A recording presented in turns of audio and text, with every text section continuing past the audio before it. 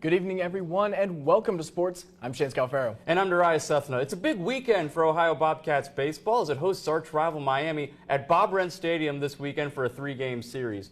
The game today, however, has been postponed. It's now going to be part of a doubleheader tomorrow. The Bobcats still sit in last place in the MAC standings with a 4-14 conference record, and they've lost 7 straight games with their most recent defeat this past Tuesday against Northern Kentucky. And it's not going to be easy for Ohio to end its winless streak as Miami head into this weekend at 3rd place in the MAC, winners of their last 2 contests. The Red Hawks are also tied for 2nd place in the conference in fielding percentage at .975. So the series continues this weekend on Saturday at 4 with the final game on Sunday at 1. Yeah, meanwhile, Ohio's softball team continues conference play this week on the road against Central Michigan. Head coach Jenna Hall and company taking on Central Michigan in a 3-game weekend series starting tomorrow afternoon.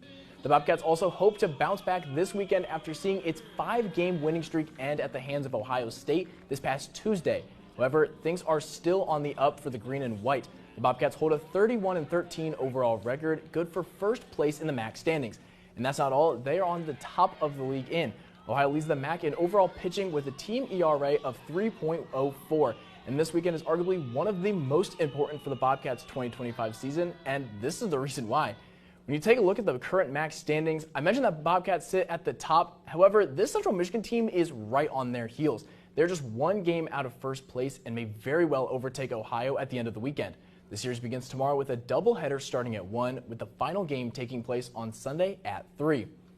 The NFL draft is in full swing after kicking off last night. And man, Shane, what a night. And starting in Cincinnati, the Bengals selected Texas A&M edge rusher Shamar Stewart 17th overall. At 6'5", 267 pounds, wow, the edge rusher started for 2 seasons for the Aggies. And his size, his speed, and athleticism are big strengths of his game. This lands him on a defensive line rushing across from star pass rusher Trey Hendrickson for the Bengals. And under new defensive coordinator Al Golden, Stewart looks to be a key piece in a defense that was 25th in total defense in 2024, according to ESPN. But that wasn't the only news of the night. However, as you can see on your screen, the Cleveland Browns were the first team to make a trade during the NFL draft. They made a deal with the Jacksonville Jaguars to move from the number 2 spot down to number 5 while acquiring more draft capital. And with the 5th pick, the Browns selected Michigan defensive tackle Mason Graham, who finished with 46 total tackles last year for the Wolverines.